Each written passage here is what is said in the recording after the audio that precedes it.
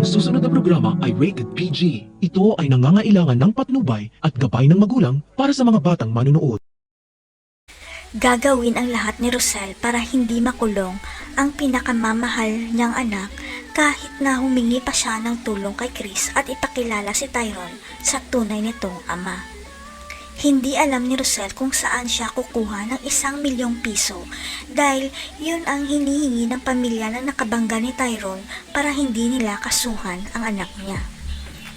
Kahit halata namang ini-scam lang si Rosel ng pamilya ng driver, kailangan pa rin niya gawin ang lahat dahil natatakot siyang baka may anong gawin sila kay Tyrone.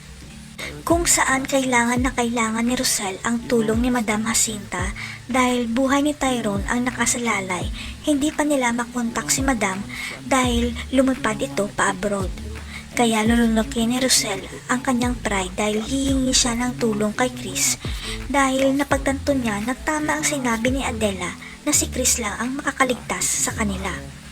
Hanggang sa may makita si Adela sa kwarto ni Madam Jacinta habang naglilinis ito at tumigil ang kanyang mundo nang makita niya ang nakasulat sa isang lumang dyaryo.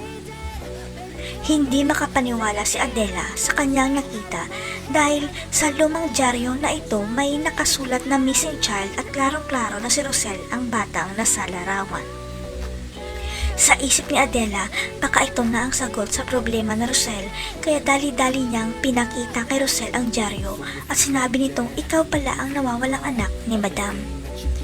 Tutulungan naman kaya ni Chris si Rosel kahit na lubog rin siya sa utang. O si Madam Jacinta magliligtas kay Tyrone dahil siya ang tunay nitong apo. Abangan.